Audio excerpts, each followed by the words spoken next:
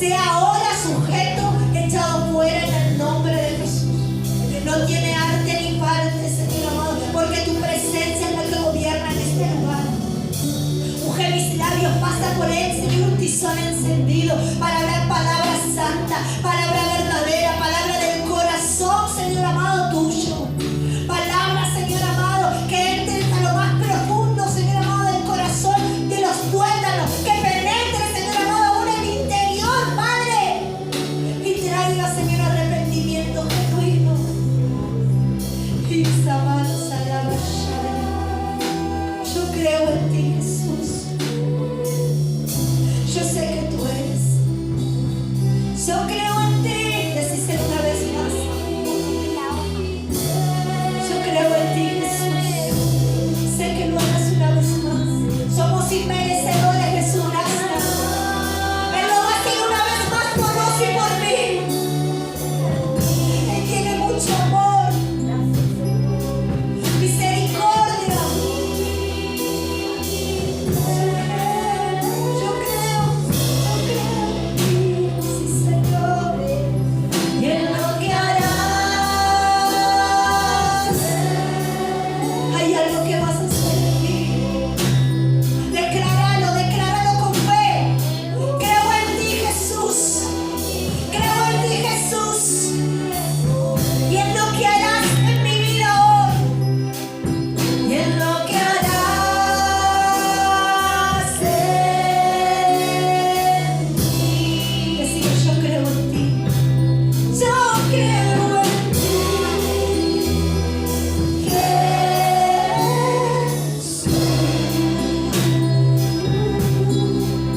Y en lo que harás en mí. Yo sé que harás algo en mí, Señor. Yo sé que algo vas a hacer en mí, papá. Porque tu palabra tiene poder. Porque donde está el Espíritu de Dios hay libertad. Así lo dice tu palabra y yo lo creo.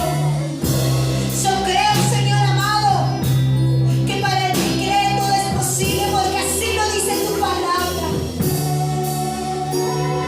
Yo creo, Señor amado, que aquel que cree, Señor amado, verá cosas grandes, maravillosas.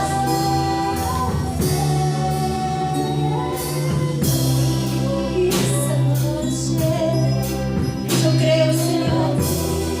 Yo creo en ti y en el poder de tu palabra, papá. Te damos gracias, Señor, en el nombre de Jesús. Amén. Dale un fuerte aplauso. Dale un fuerte aplauso.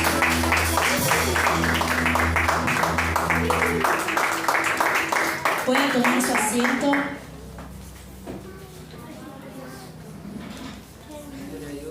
El título de esta palabra es ¿a quién sirves?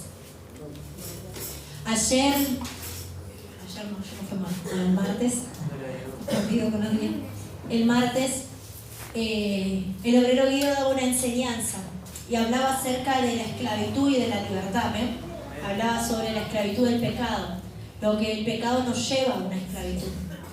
Y eso venía a mi corazón y había quebrantado mi corazón el martes a la madrugada, donde yo le decía al Señor de que yo necesitaba ser libre. Cuando una palabra viene a nuestra vida, a través de enseñanza, a través de las prédicas, el Señor algo quiere hablarnos. Y decir, no, yo ya cambié, ya esto, ya dejé aquello, ya pasé lo otro, es mentirnos a nosotros mismos. Necesitamos constantemente ser libres. Porque sí, él explicaba que el pecado te cambia la condición. Nosotros somos una creación de Dios, pero el pecado nos cambió, nos alteró. Y hoy por hoy somos una carne pecaminosa.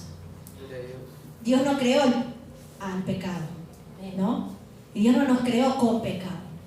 Nosotros hicimos eso. Y mientras pensaba, le decía al Señor, ¿qué era el pecado?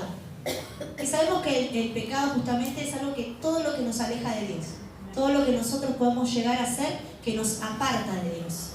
Pero muchas veces creemos que el pecado simplemente es matar, mentir, robar, porque nos guiamos por los 10 mandamientos. Pero hay muchísimos pecados y uno de ellos es cuando anteponemos cosas antes que a Dios. Y una de las cosas que decía Guido el día martes era esto, que el pecado se antepone y a mí enseguida se me vino como ídolos, la idolatría. Y él decía que el que hace pecado, él decía no, la Biblia lo dice, no. Él decía sobre la Biblia, decía que todo aquel que hace pecado, esclavo de pecado es, y el pecado es su amo. ¿Se entiende? Tiene gobierno.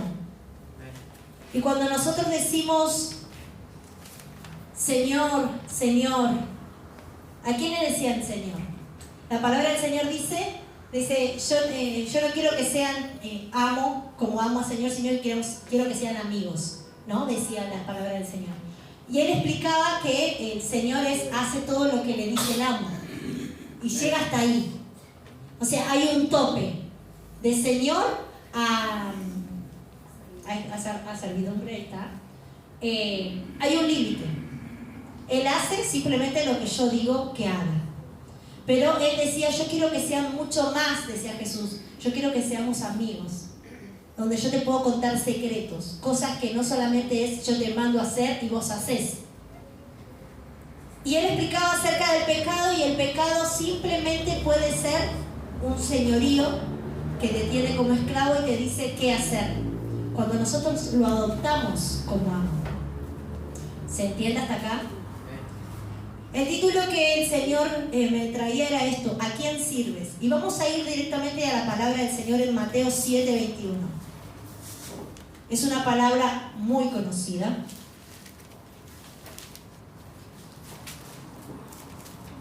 Es una palabra que quizás muchas veces se fue predicando y se conocía.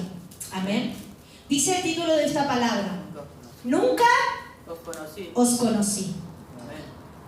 Una de las cosas que para aquellos que estamos haciendo la enseñanza bíblica aprendimos, que el conocer no es simplemente el verbo saber, sino de intimidad. Si lo buscamos en el diccionario bíblico tiene mucho significado, pero hay una cosa que es importante: es un verbo. Por lo cual, ¿el verbo qué es? Una acción. A ver, los niños. El verbo es una acción. El verbo es una acción. O sea que hay algo que hacer en para poder desarrollar esta palabra como verbo. Y el conocer, dice acá, nunca os conocí. Vamos a cambiarlo y vamos a decir, nunca tuve relación. ¿Qué quiere decir esto? Viste que nosotros en el mundo decimos, no es un amigo, es un conocido. Y en realidad lo utilizamos mal. Porque al final el conocido termina siendo un poquito más que amigo. Si lo llevamos al significado real de cuando lo dice la palabra.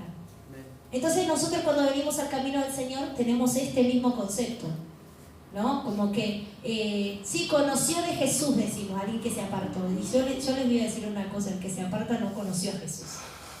Porque el que intimó realmente no se aleja. No se aleja. Y eso es importante entenderlo. Que a veces decimos, sí, aceptó una vez, participó en una iglesia, pero no quiere decir que lo haya conocido. ¿Esto qué quiere decir? Nos involucra. Estar dentro de la iglesia no quiere decir que lo hayamos conocido. Que hayamos cambiado muchas cosas no quiere decir que lo hayamos conocido. Y eso es alguna meta que nosotros hoy tenemos que alcanzar.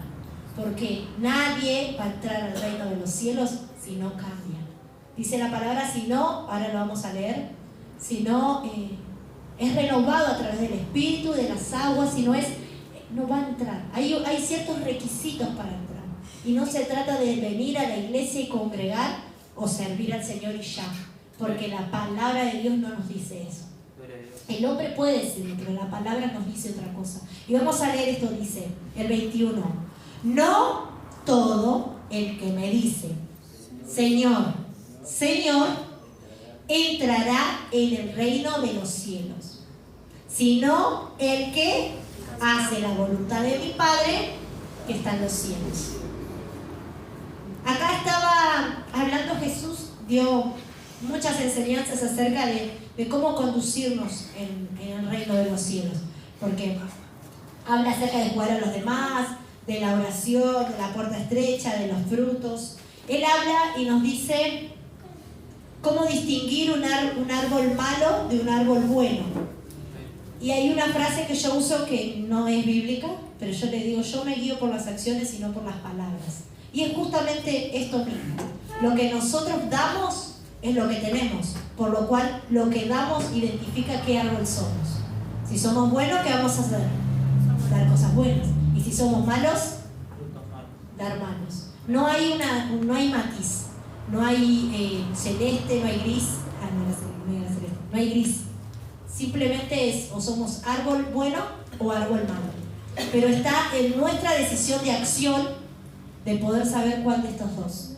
Y esto no nos limita a simplemente venir y co-crear, sino de conocer a Jesús. Porque va a haber un día en el que te digan, perdóname, pero yo no te conocí. Seguimos en el 22 y dice, muchos me dirán en aquel día, Señor, Señor, ¿no profetizamos en tu nombre? Y en tu nombre echamos fuera demonios, y en tu nombre hicimos muchos milagros. Yo le predico a todo el mundo, la gente se arrepiente, viene al Señor. Pero ¿de qué me sirve si lo que estoy diciendo no es lo que yo estoy viviendo? ¿La salvación cómo es? O sea, yo voy a hacer que otros se salven, gloria a Dios por eso. Pero yo me voy a perder. Esto es importante poder hoy enfatizar para distinguir a qué Dios estamos sirviendo, a qué Señor estamos sirviendo. Dice el 23, y entonces les declararé, nunca os conocí, apartados de mí, hacedores de maldad. Entonces, ¿quiénes son los que no conocen a Jesús? Los que hacen ¿qué? Maldad. Y hoy hablábamos con la novia de mi primo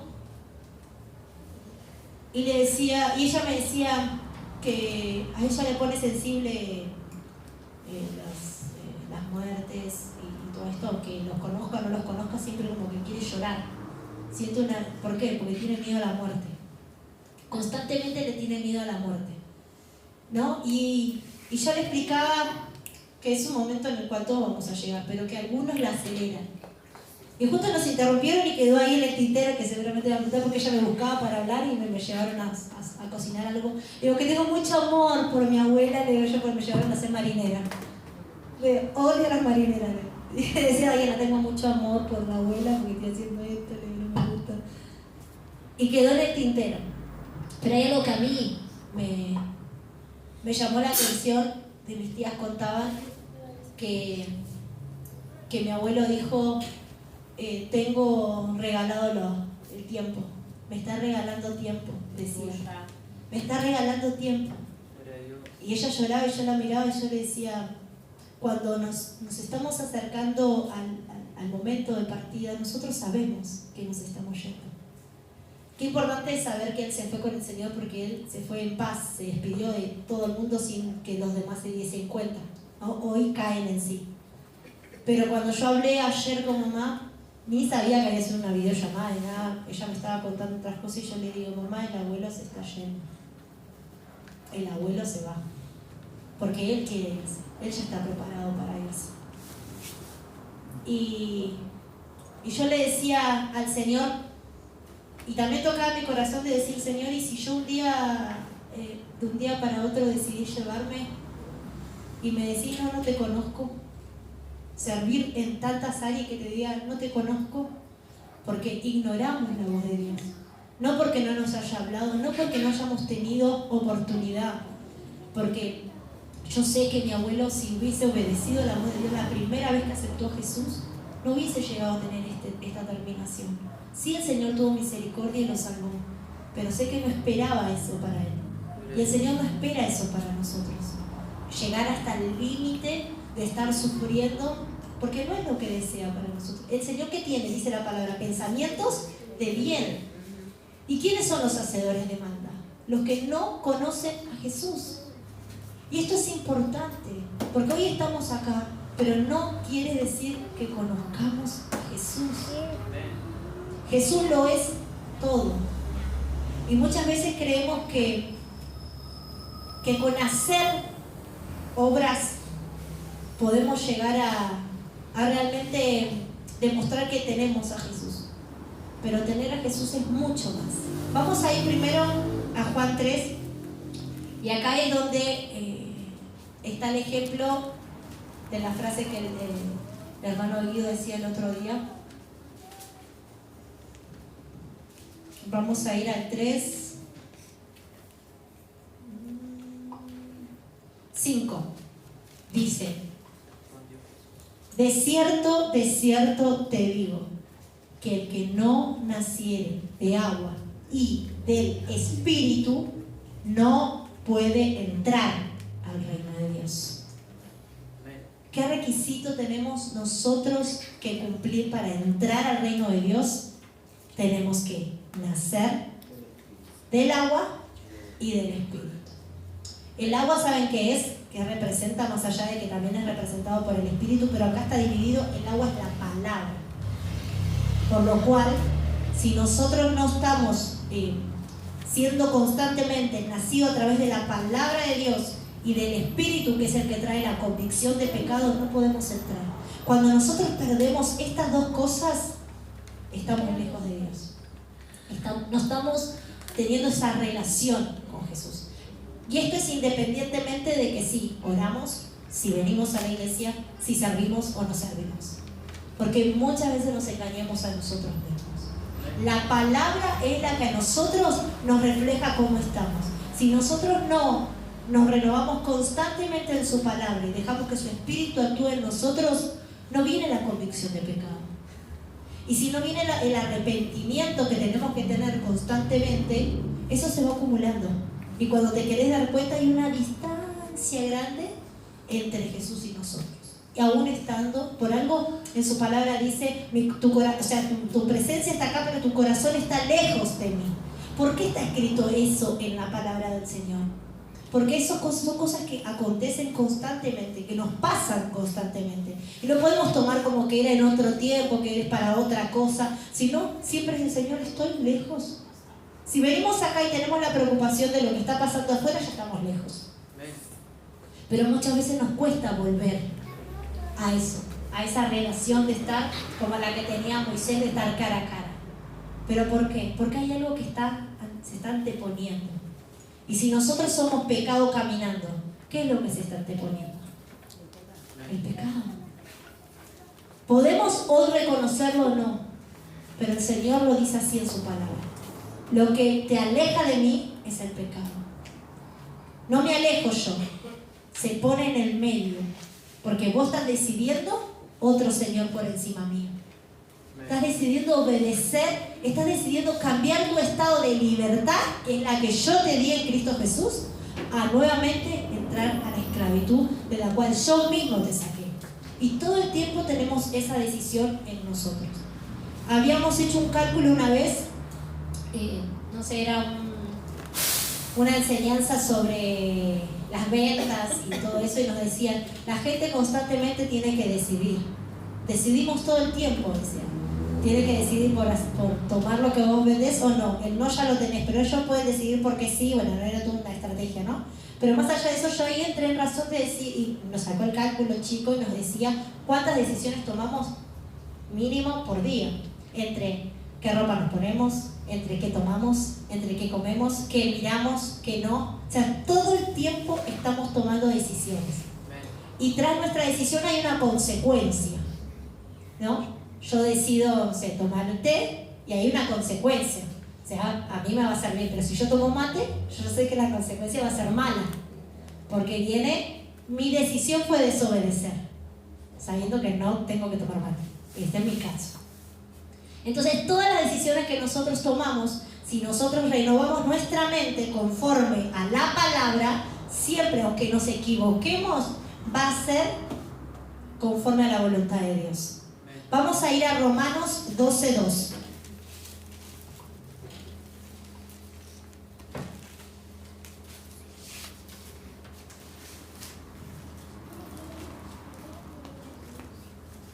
Dice el título de este capítulo, deberes cristianos. ¿Qué significa deber Es algo que tenemos que hacer sí o sí. ¿Podemos no hacerlo? Sí. No es, a ver, vamos a explicar. No estás obligado a realizarlo, pero es un deber que a vos te va a llevar por buen camino. Entonces, dice el 2, no os conforméis a este siglo, sino transformados por medio de la renovación de vuestro entendimiento, para que comprobéis cuál sea la buena voluntad de Dios. ¿Y cómo es? Agradable y perfecta. No se equivoca. Cuando nosotros nos renovamos, dice, no te conformes a este siglo. ¿Qué quiere decir esto? No te guíes por lo que te está diciendo el mundo. No te enganches con la corriente de lo que está a tu alrededor, sino transformate por medio, renovate, perdón, por medio, transformate por medio de la renovación. O sea, hay dos cosas que tenemos que hacer. Tenemos que transformar y renovar nuestro entendimiento. O sea que lo que nosotros creemos entender o saber, la tenemos que transformar y renovar todos los días. Porque nosotros somos constantemente manipulados. En música, en televisión, vamos caminando para donde sea y se escucha un montón de cosas de la gente hablando de esto, que aquello, y vos vas recepcionando, aunque no lo estés hablando con la persona, te va quedando. Todo lo que nosotros vamos oyendo nos va quedando. Llega un momento que eso que nosotros dejamos entrar tiene una acción. Realizamos una acción porque lo dejamos entrar. No rechazamos. Por eso dice, no te conformes con lo que está pasando en el mundo, sino que renovate, transforma tu pensamiento, tu entendimiento. Lo que vos entendés no puede ser contaminado con el sistema de este mundo. Y es una decisión que nosotros tenemos que tomar. Y dice después, entonces para comprender ¿qué? La voluntad de Dios. O sea que no se puede comprender la voluntad y entender la voluntad de Dios con el pensamiento que viene sembrado desde este siglo. Tenemos que transformarlo y tenemos que renovarlo para poder entender qué es lo que Dios nos está diciendo. ¿Esto qué quiere decir? Que si vos lees la palabra y no la entendés, es porque aún no renovaste tu entendimiento. Aún no dejaste que Él lo transforme. Y eso es algo que yo me acuerdo que el pastor Campo nos enseñó cuando apenas ingresé. Y él me decía, yo me autoministro, dijo un día en una predica, no tenía nada que ver, pero él lo comentó. Yo me autoministro, dice, y yo me oro así, todas las mañanas. Digo, Señor, renueva el espíritu de mi mente, rechazo todo. Y él nos contaba lo que él hacía. Y yo lo copié. Y mientras yo lo copiaba, realmente el Señor iba transformando mi mente. Porque iba aplicando la palabra y él hacía justamente este versículo. Declaraba este versículo mientras oraba por su mente. Y realmente el Señor empezó a abrir mis ojos a niveles que yo no comprendía, que yo no lograba entender.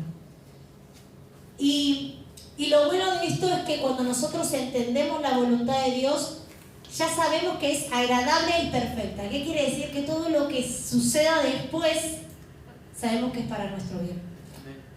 Sea para ahora malo, triste, doloroso, pero es para nuestro bien. Y empezamos a tener otra especie de pensamiento. Ya no pensamos como todo me pasa a mí, todo está mal, porque decimos, Señor, no sé qué es, pero ¿para qué? Empezamos a tener otro dialecto, otra forma de expresarnos, de vivir y de tomar las cosas que suceden. Pero eso todo conlleva de primeramente renovar nuestro entendimiento. Vamos a ir a Efesios 4:23.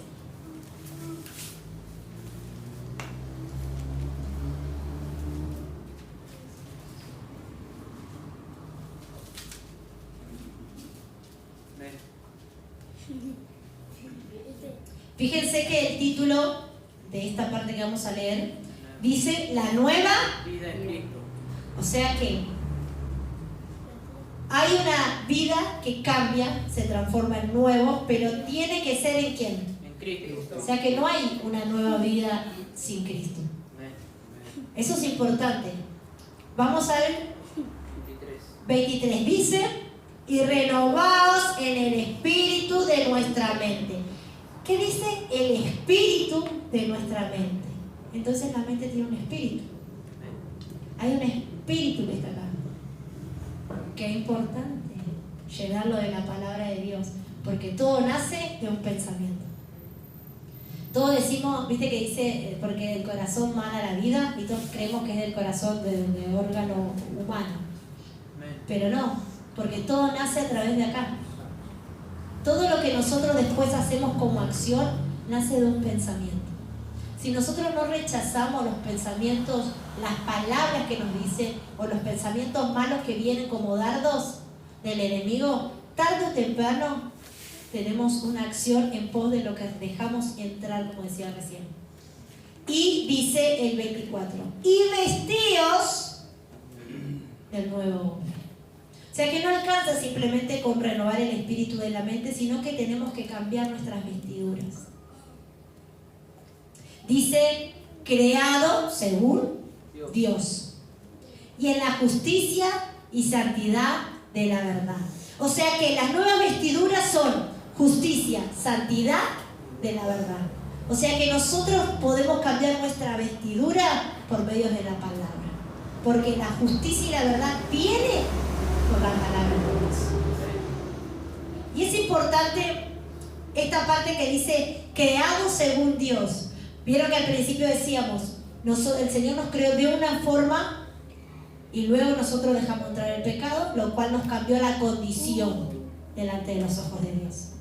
Bueno, cuando nosotros nos vestimos nuevamente, volvemos a la condición inicial, que el Señor sabe que tarde o temprano podemos llegar a deslizar, pero ya estamos en otro, no estamos condenados como lo está desde que Adán y Eva consumieron y hicieron el pecado. ¿Se comprende hasta ahí? Cambiamos, seguimos teniendo la carne pecaminosa con la cual luchamos día a día, pero delante de los ojos de Dios somos justificados a través de la sangre del Cordero. Volvemos a tener el estado inicial.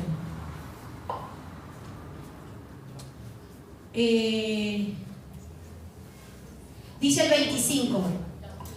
Fíjense que el 24 dice en la justicia y santidad de la verdad. Pero miren el 25. Por lo cual, desechando la mentira, hablando que verdad, cada uno con su prójimo, porque somos miembros los unos de los otros. El 26 dice, airaos, pero no pequéis. ¿Nos podemos enojar? Sí. Pero llevarlo a pecado. ¿Qué quiere decir esto? Yo me puedo enojar. Señor, estoy enojada con algo, pero yo se lo entrego y lo rechazo. Se lo entrego al Señor. Ahora cuando yo el enojo dejo que salga, termina lastimando a mi hermano. Ahí es cuando pecamos. Eso es importante. Cuesta un montón porque es parte del dominio propio. Cuesta mucho y el dominio propio es uno de los frutos que vienen de parte del Espíritu. Pero ¿qué pasa? Nosotros acá tenemos que renovar constantemente para que la carga sea ligera, porque estamos llevando a Jesucristo. Amén. Dice, fíjate esto, no se ponga el sol sobre vuestro enojo. ¿Qué quiere decir esto? Podemos dejar pasar un enojo, no soltar perdón, no terminar con eso. No. Cuando nosotros nos enojamos, enseguida tenemos que soltarlo. ¿Por qué? Porque automáticamente pecamos y automáticamente, según el versículo 27, dice que le damos lugar al diablo. Empezamos a cambiar y anteponer a Dios y le empezamos a dar lugar al diablo en el medio. Y esas son las cosas que a nosotros nos alejan de Dios. Y después me dice, ¿el enojo es pecado? Si lo consumamos, es pecado. Y eso nos aleja de Dios. ¿La ira es un pecado? Sí.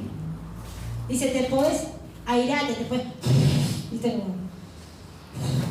Pero que ahí termine. Ahora cuando vos rompes todo con el coso, estamos pecando hasta acá. Y eso es importante. Dice en Romanos 6:17, vamos a ir ahí.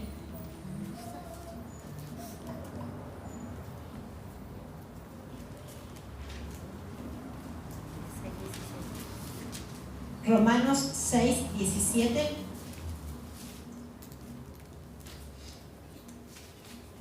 Amén. Dice, pero gracias a Dios que aunque eres esclavo del pecado, habéis obedecido de corazón a aquella forma de doctrina a la cual fuisteis entregado. Y libertados del pecado, vinisteis a ser siervos de justicia. Nosotros fuimos libertados del pecado. Estábamos en un estado de esclavitud cuando llegamos. Pero dice que lo que a nosotros nos saca ese estado es obedeciendo de corazón. O sea, ¿qué significa esto? Nos va a costar, nos va a ser difícil, pero tiene que haber una obediencia que nazca del corazón. Hablábamos hace un rato y le decía del deber cristiano. No es una obligación, porque no sirve de nada, no nos convierte en siervos de justicia. Lo que nos convierte en siervos de justicia es la obediencia de corazón. Aunque no podamos, aunque nos cueste, aunque no nos salga, aunque no querramos, la obediencia de corazón hace que nosotros nos cambiemos de estado de pecadores a libertados, de esclavos a libertados, de pecadores a siervos de justicia. Comienza a cambiar nuestro estado. Y eso es importante porque el ser siervo de justicia nos permite y nos da acceso al reino de los cielos. Pero ser esclavo del pecado nos lleva a la condenación eterna. Por eso decíamos, no hay matices. ¿A qué Señor le estás sirviendo? Y eso es importante que hoy te quedes con esta incógnita. Y que mientras oremos le digas, Señor, ¿a quién estoy sirviendo? Porque yo me di cuenta que estaba sirviendo a medias. Y muchas veces creemos que el hacer mucho, no sé, como que nos hace exceptuado de hacer pecado, no sé. Pero no, cuando nos vemos en la condición en la que estamos solamente delante de la presencia de Dios. Y cuando nosotros anteponemos cosas, situaciones, lo que fuese, antes que a Dios, terminamos siendo esclavos de eso. Esclavos del dolor, esclavos de la tristeza, esclavos de una situación. Muchas veces creemos que, no sé, a veces lo llaman la falta de perdón como algo natural, decir, no puedo perdonar, no me sale perdón, pero eso termina alejándonos de Dios. Y que si hoy viene Dios, nosotros no nos vamos. Es un temor que tenemos que tener constantemente. Que si yo amo más a mi hijo que a Dios, nos aleja de Dios. Y no estoy hablando de esto como por ejemplo le pasa a la pastora hoy que está con su familia y está anteponiendo, no nos llevamos a cosas, sino lo que está en el corazón, porque muchas veces estamos acá y mi hijo está cumpliendo años, estoy sirviendo al Señor, pero en realidad no. En realidad tu hijo está primero. Entonces es importante que nosotros de corazón obedezcamos al Señor. Y que cuando esto va a dar evidencia el día de mañana, y vamos a poder identificar si sos árbol bueno y árbol malo conforme a lo que nosotros damos con nuestros frutos. Lo que la gente ve, lo que la gente sabe de uno, es lo que nos identifica como somos, no lo que nosotros podemos poner como carta de presentación. Yo puedo decir muchas cosas de mí, pero los que me conocen o los que viven o los que están conmigo realmente son los que ellos pueden identificar qué tipo de árbol soy. Y Dios no se le puede esconder nada. Podemos disimular cuánto tiempo. La verdad sale a la luz tarde o temprano. Póngase de pie.